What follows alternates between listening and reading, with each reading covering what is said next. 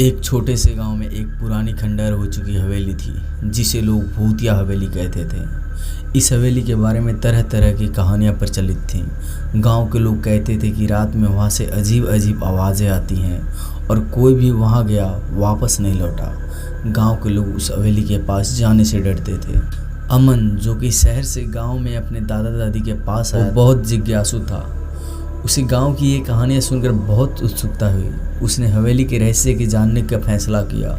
उसके दोस्तों ने उसे ऐसा करने से मना किया, लेकिन अमन ने ठान लिया था कि वह खुद जाकर देखेगा कि वहाँ पर आखिर क्या है। एक रात अमन ने अपनी टर्च ली और चुपके से हवेली की ओर चल पड़ा। हवेली की ओर जाते वक्त हवा की तेज सरसराहट और पेड़ों की छायाओं ने वातावरण को और भयानक बना दिया, लेकिन अमन ने अपने डर को दबाते हुए आगे बढ़ना जरूरी रखा। हवेली के पास पहुंचते ही उसकी आंखें एक पल के लिए चमक उठी। वह पुरानी हवेली बहुत ही डरावनी लग रही थी और उसके दरवाजे पर झूला हुआ ताला झनझना रहा था। अमन ने धीरे से दरवाजा खोला और अंदर घुस गया। अंदर घना अंधेरा था और हर कोने में मकड़ी के जाले लगे हुए थे। अमन ने टॉर्च जलाकर चारों ओर देखा।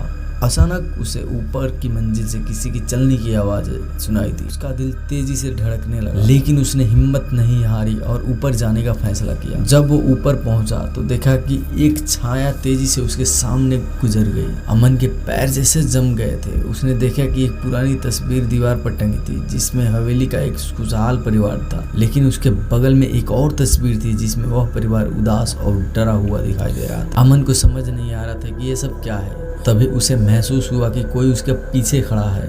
उसने धीरे धीरे मुड़कर देखा तो एक वृद्ध महिला उसकी तरफ देख रही थी। उसकी आंखें गहरी और खाली थी। महिला ने धीरे से कहा, तुम यहाँ क्यों आए हो बच्चे? अमन डर से कांपने लगा, लेकिन उसने सांस जुटाकर पूछा, आप कौन हैं? महिला ने कहा, मैं इस हवेली की रखवाली करती हूँ। ये हवेली एक अभिशाप ग्रस्त है। यहाँ जो भी अंदर आता है उसे अपनी आत्मा का हिस्सा छोड़ना पड़ता है। अमन के चेहरे पर घबराहट साफ झलक रही थी। उसने महिला से पूछा, मुझे कैसे बचा सकते हैं? महिला ने उसकी ओर देखकर कहा, सच्चे मन से पश्चाताप करो और कहो कि यहाँ कभी वापस न लौटोगे, तभी तुम बच सकते हो।